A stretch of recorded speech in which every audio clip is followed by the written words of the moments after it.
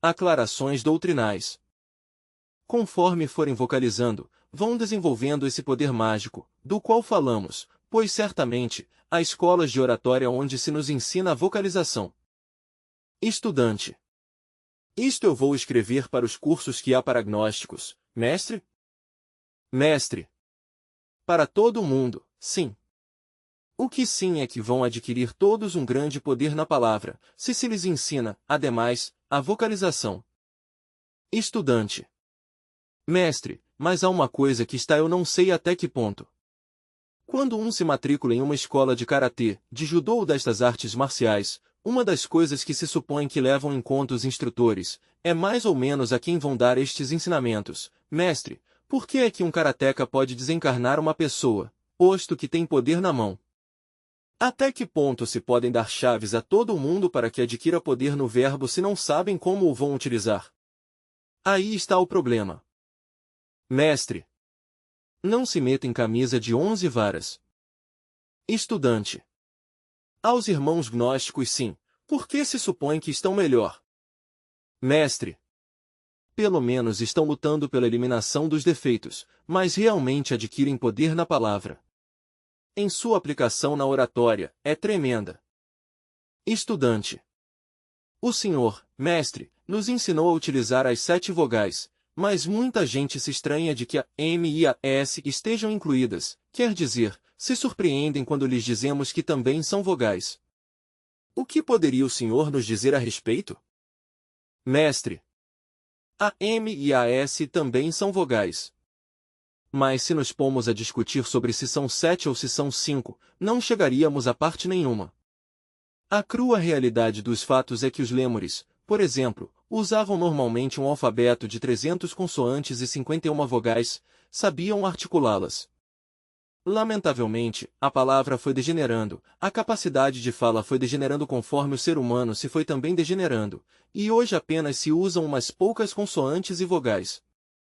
Daí que alguns arqueólogos se tenham visto em apuros para articular consoantes e vogais encontradas em certas peças arqueológicas antigas. Não podem articulá-las, e têm feito com essas consoantes combinações inglesas, como TH inglês, mas essas não são combinações feitas pelos lêmures. Assim, pois, a capacidade de fala se tem ido perdendo lamentavelmente. O idioma chinês, no entanto, conserva todavia muitos sons da antiguidade. O idioma chinês é do mais rico que há. De maneira que sim vale a pena refletir um pouquinho nisso. Muitos afirmam que os idiomas mais difíceis de aprender são o chinês e o espanhol. Nós o falamos porque é nosso idioma e um chinês o fala porque é seu idioma, mas para quem não fala nem o chinês nem o espanhol, não deixa de ser um pouco difícil aprender estes idiomas. De modo que a capacidade de fala tem degenerado espantosamente. Certamente, o vocabulário que se está usando, em forma coletiva, resulta demasiado pobre, muito pobre. Ainda, os mesmos escritores modernos já não possuem um vocabulário muito rico que se diga, senão pobre. Normalmente, hoje em dia se poderiam usar 7 vogais, a M e a S também são vogais. Estudante. Mestre. A M, M, M, M, M, M, a S, S, S, S, S, S, S, S, S, S, S. São vogais. Há tantas coisas. É como, por exemplo, atualmente, de todos os fenômenos da natureza que se sucedem ao nosso redor, tão só é percebida uma milionésima parte. Parece incrível, não estou me referindo a fenômenos metafísicos, senão físicos, e que somente uma milionésima parte seja o que se percebe, indica isso o estado de consciência tão dormentes em que se encontra a humanidade. Estudante. O senhor não tem. Mestre. Eu tenho notado, por exemplo, entre os fenômenos da natureza, coisas que algumas vezes comentei com alguém e resolvi não as voltar a comentar, não as entendem. Por exemplo, eu conheci pessoalmente o Marechal de Gaulle, o General de Gaulle, o general francês, durante a Segunda Guerra Mundial. Um homem jovem, estava jovem quando se levantou contra Hitler, não esteve de acordo com o Marechal Pétain. O Marechal Pétain fez o jogo a Hitler. E sim, o Marechal Pétain conseguiu, pois, que o Führer não invadisse a totalidade da França. O Marechal Pétain, não tendo capacidade de resistência, simplesmente, como para poder derrotar as forças germanas, resolveu fazer o joguinho aí, não é? Um joguinho político aí, não é? Estudante. Para que não bombardeassem Paris? Mestre. Para evitar que se bombardeasse Paris e acabasse de destruir toda a França. Certamente, que lhe pagaram mal ao Marechal Pétain, ao fim, o sentenciaram à prisão perpétua. Jade por prisão. Mas, bom, no princípio ia dizer que, o conheci jovem, tão jovem como podia estar eu, a vocês vou comentar-lhes algo que ninguém me entendeu jamais, nunca. Não espero que vocês o entendam, entre parênteses desencarnou à idade de 80 anos. Estudante. O general de Gaulle? Mestre. De Gaulle. E o conheci tão jovem como eu e desencarnou da idade de 80 anos. Não espero que vocês o compreendam, porque é impossível que as áreas do cérebro feitas para registrar isso estejam funcionando em vocês, não estão funcionando, sendo de minha mesma idade, como desencarnou à idade de 80 anos. Estudante. Permita-me um esclarecimento e risos, é possível que meio se compreenda, não é? Risos, ou ao melhor nos confundimos mais. Eu estou confuso, mas gostaria de esclarecer algo. O senhor o conhece no momento da Guerra Mundial, quando ele tinha, o que o senhor diz sua idade de hoje? Estudante 2. Não será que não, da mesma idade? Mestre. Isso foi por lá, na época de 1939, há tempo, verdade? Jovem. Estudante. E veio a desencarnar já de 80 anos? Mestre. E veio a desencarnar já de 80 anos, e o conheci jovem, jovenzinho. Matematicamente diríamos. Estudante. Não há por onde. Mestre. Não há por onde, absurdo. E lhes digo a vocês, as áreas para registrar esse fenômeno não estão funcionando no cérebro humano. Estudante. Mas o senhor o conheceu fisicamente, mestre? Mestre. Sim, por essa época. E morre à idade de 80 anos. Estudante. Ele sim transcorreu sua vida normal, como foi sucedendo. Mestre. Seu currículo vitae, normal. Estudante. Ele levou sua horizontal, perfeitamente igual a qualquer ser humano? Mestre. Como qualquer? Estudante. Com a única diferença, que o senhor não tem levado a mesma vida horizontal, como a levam os demais seres humanos. Mestre.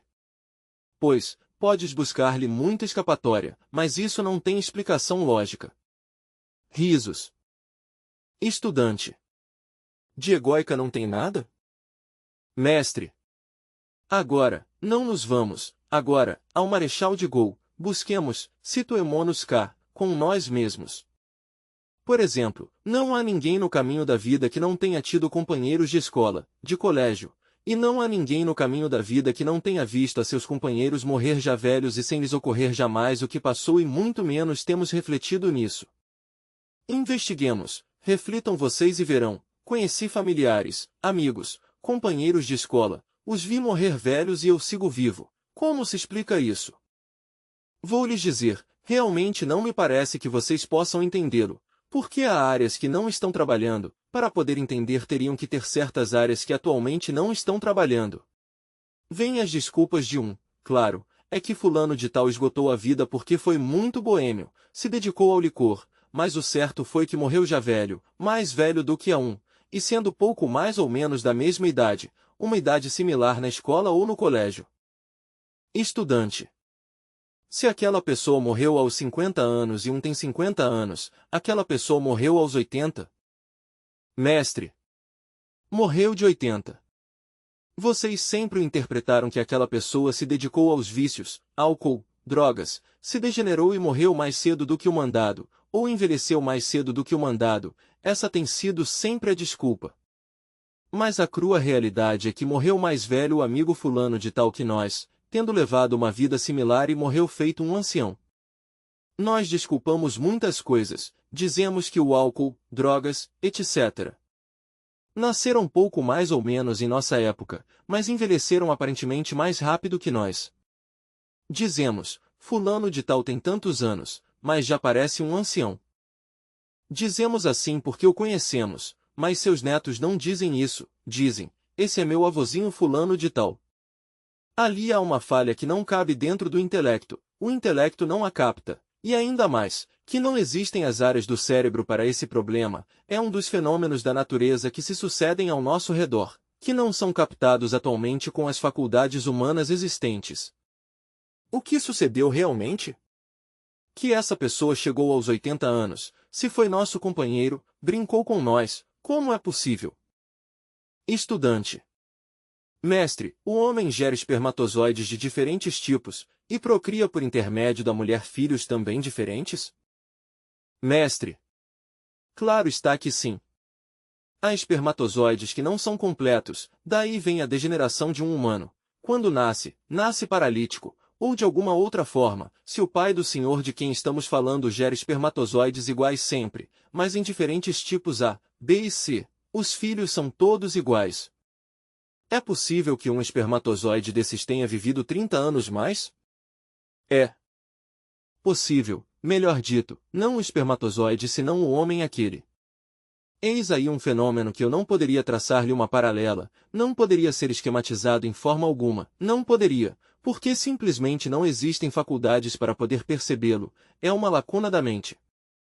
Vou lhes dizer outra coisa, outra lacuna, para que vejam vocês, estou falando de fenômenos que se sucedem ao nosso redor e que não são perceptíveis se vocês entram nas igrejas, às vezes se encontram mulheres ou homens de tal, qual forma, muitas vezes encontram uma beata que está rezando.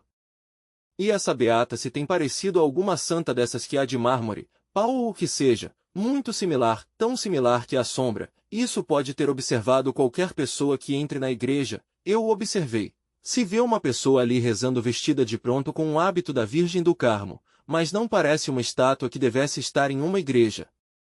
Bem, chegam a crer que essa pessoa que há ali no templo é de carne e osso, mas não o é. Porque há um fenômeno muito conhecido desde a Idade Média e desde os tempos antigos, que é o das estátuas viventes, porque em realidade, as estátuas se vão carregando com os fluidos vitais dos devotos, dos fanáticos.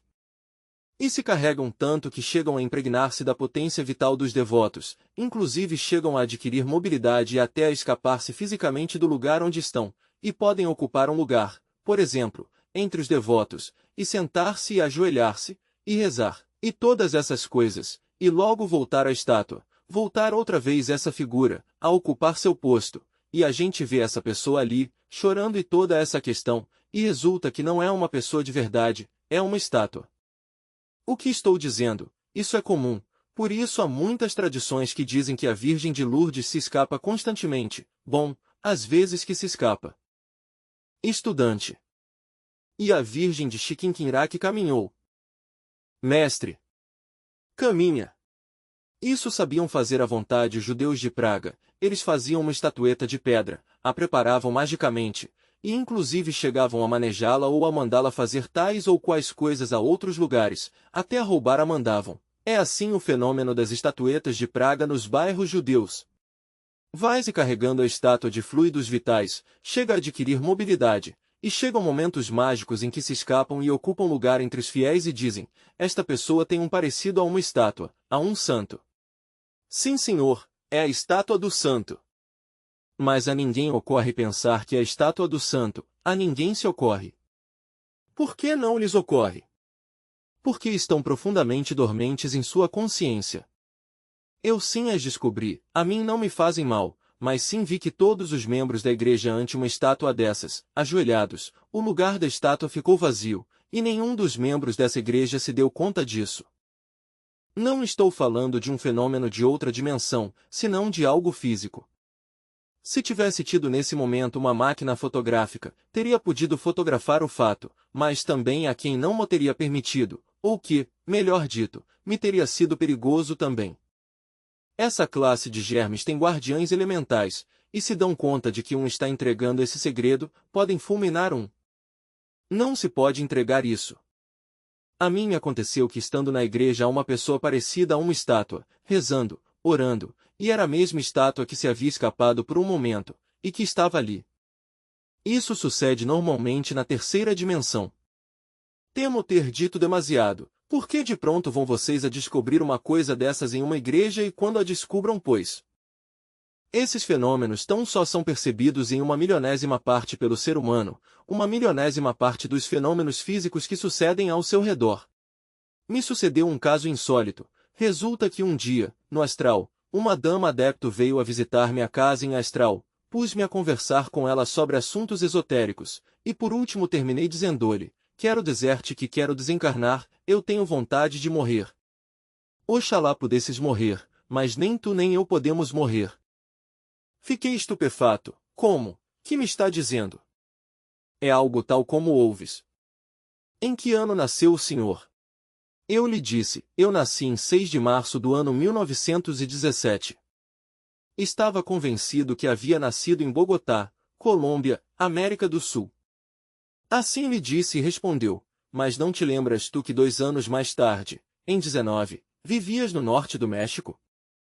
Não te lembras daquelas letras que eu te vendia quando eu trabalhava na loja de Los Angeles, e que tu viajavas desde o norte do México até Los Angeles a comprar-me essas letras? Fiquei assombrado. Que vão saber os cientistas de todos os fenômenos da vida e da morte? Por exemplo, que tão fascinados estarão com sua ciência essa ultramoderna, não é? É ridícula por si.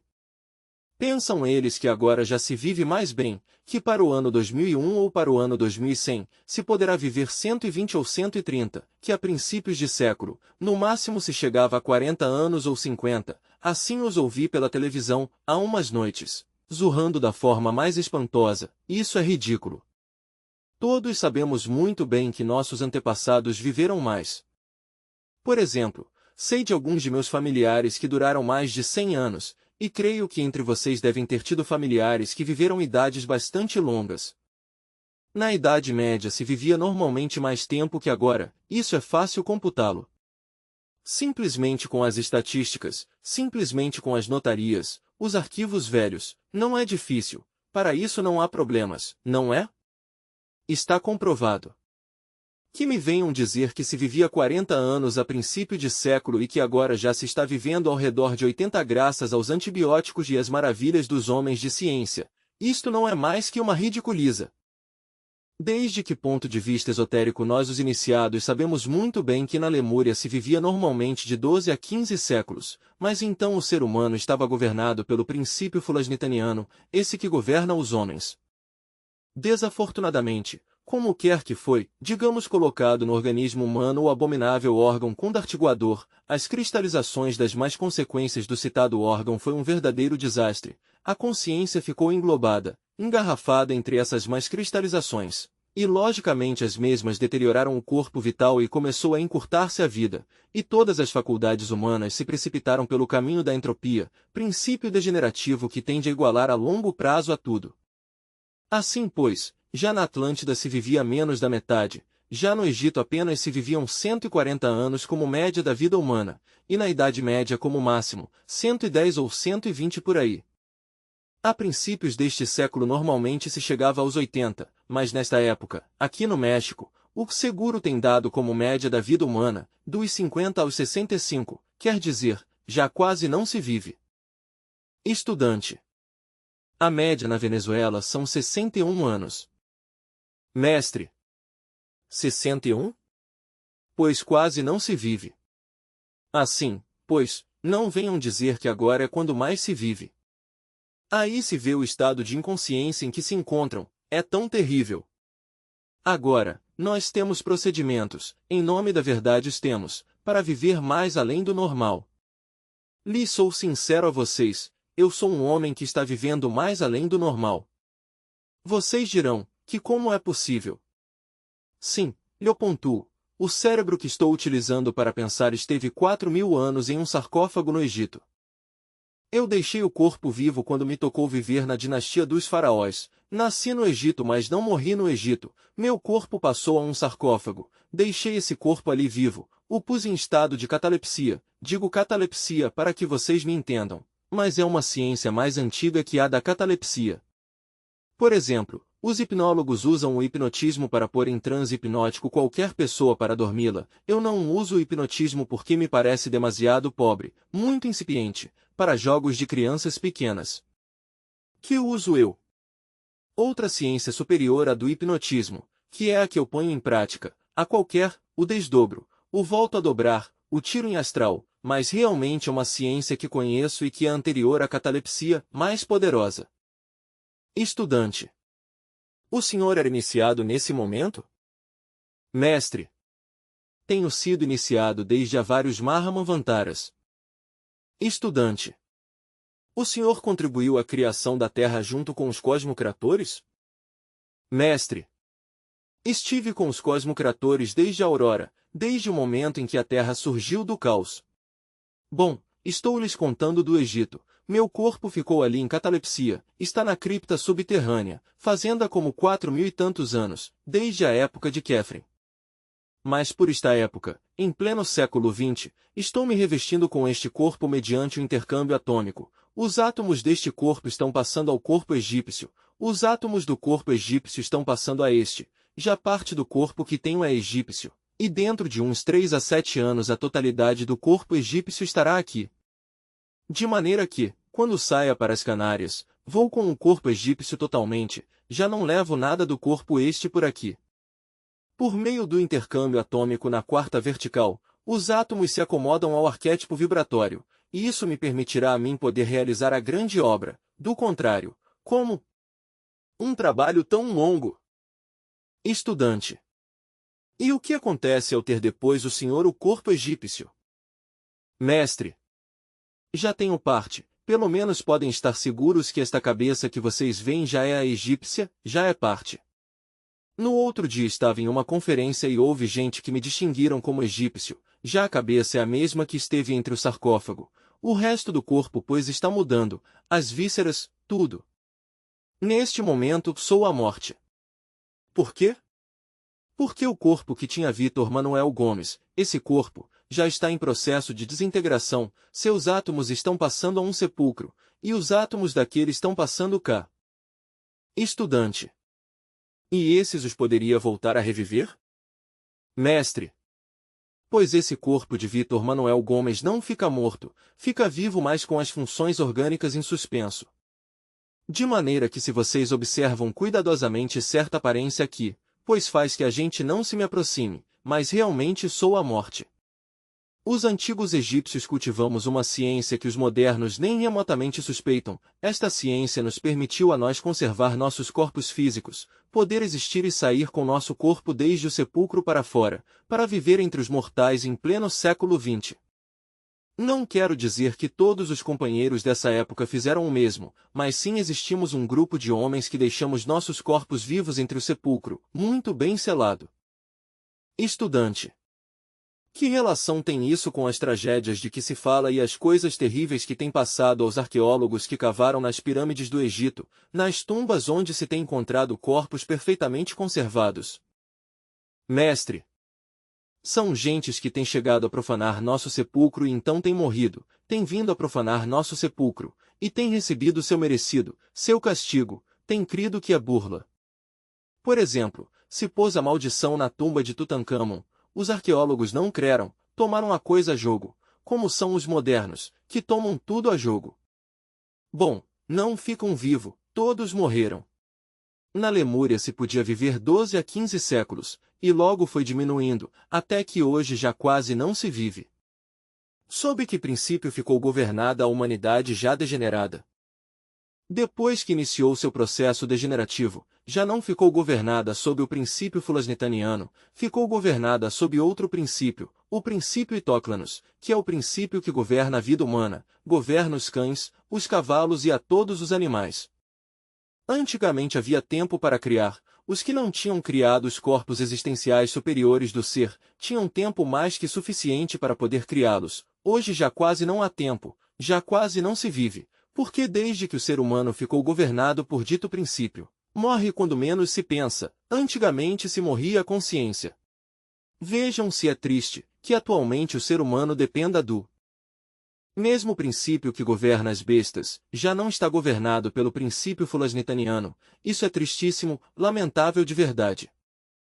Sem embargo, quando um fabrica os corpos existenciais superiores do ser e alcança o estado de homem verdadeiro e elimina o ego, volta a ficar sob o princípio fulasnitaniano, a condição de integrar-se antes que tudo com o Logos, porque por aí há um códice que diz: os deuses criaram aos homens de madeira, e depois de havê-los criado, os fusionaram com a divindade, mas logo adiciona: não todos os homens lograram fusionar-se com a divindade.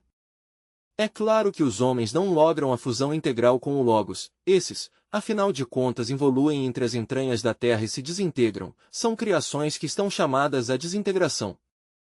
Não todos logram integrar-se com a divindade, e para depender do princípio fulasnitaniano se requer antes que tudo a fusão do homem com o Logos. Conseguido isso, então depende do princípio fulasnitaniano, e como ponto de partida se lhe conferem 1000 anos de existência. Se ao chegar aos 1000 anos deseja alargar a vida, pede outro alongamento, outros 1000, e se quer alongá-la mais, volta e pede outros 1000, há mestres que têm milhões de anos de existência. 1000 é o número exato de anos de vida que tem um homem que esteja governado pelo princípio fulasnitaniano. O conde Saint-Germain dizia que durante os primeiros 1000 anos que lhe deram de vida todavia encontrava coisas novas sobre a terra, novidades que lhe chamavam a atenção. Depois dos 1000 anos já não encontrou nada novo sobre a terra, assim dizia o conde Saint-Germain. Agora, falando sobre os chifres, nisso existe também o positivo e o negativo. Os hierofantes egípcios usavam os chifres de prata. Eu assisti em corpo astral a dança de prata dos hierofantes, onde os hierofantes concorrem à dança sagrada levando chifres de prata. Os chifres são simbólicos, representam a constelação de Touro, o verbo, a palavra, de maneira que temos que pensar nos chifres, os chifres de prata dos hierofantes. Não nego que na queda que tive na meseta central da Ásia, perdi os chifres, já os voltei a recobrar, somente aguardo agora ter em meu poder, em meu punho, a pedra filosofal, para logo ver quantos tridentes vão aparecer nesses chifres. Se lograr que apareçam os 6 tridentes, me darei por satisfeito. Vocês sabem o que é ter os 6 tridentes? É muito aspirar, somente os têm os que tenham desenvolvido a razão objetiva em seu mais alto grau, o grau aquele da infinitude, melhor dito, a 3 passos do grau da infinitude que tudo sustenta, em sua forma de ser mais elevada, cada tridente indica o grau de força. Esses chifres, de quem são? São de Lúcifer. Mas, e quem é Lúcifer? A reflexão do Logos dentro de nós mesmos. Vocês viram que um produz sombras, a sombra do Cristo. Então, poderia ser má a sombra do Cristo, ou tenebrosa? Seria absurdo supô-lo. Se nós exorcizássemos, anatemizássemos a sombra do Senhor, seria tanto como anatemizar ao Senhor. Então Lúcifer na rua, Lúcifer Xoloto, ou Lúcifer Prometeu, pois, simplesmente, é em síntese a sombra do Logos entre nós, para nosso bem, escada para subir, escada para descer. Ninguém pode subir senão por essa escada, ninguém pode descer senão por essa escada. Leiam a Divina Comédia, e ali o confirmarão, no Dante. Conforme um vai avançando no desenvolvimento da razão objetiva, pois, vai recobrando os chifres e vão saindo sobre os mesmos os tridentes dos chifres de Lúcifer, é claro, o número de tridentes que correspondem a seu progresso. Ter 6 tridentes é ter alcançado a mais alta razão objetiva do ser. Que se entende por razão objetiva?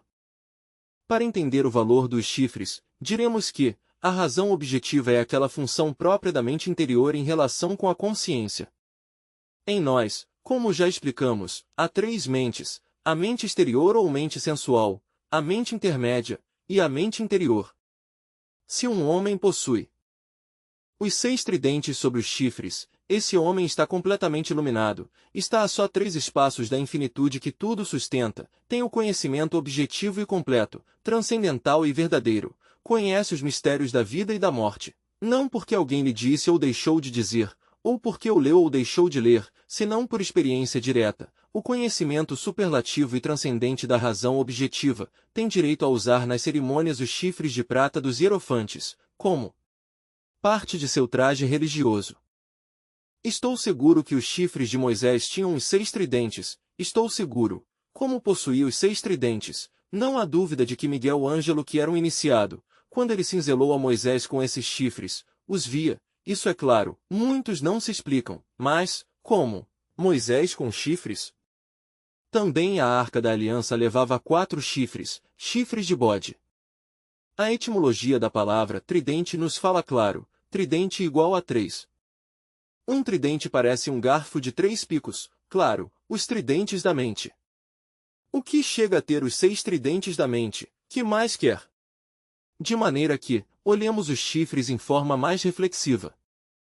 Claro, não lhes digo a vocês que os tenebrosos não tenham chifres, sim, mas esses já são os chifres em sua maneira sinistra ou negativa, são a antítese dos chifres de prata dos hierofantes. Os chifres da maioria são tenebrosos. São demônios. Lúcifer é um problema chinês, porque os padres o desfiguraram tanto, o puseram sentado sobre o mundo com um tridente e umas asas negras de morcego, governando ao universo, pois, tudo isso é absurdo, porque realmente não é mais que a reflexão do Logos dentro de nós mesmos. É tão grande o amor do Cristo, que tem projetado sua sombra em nós para ajudar-nos.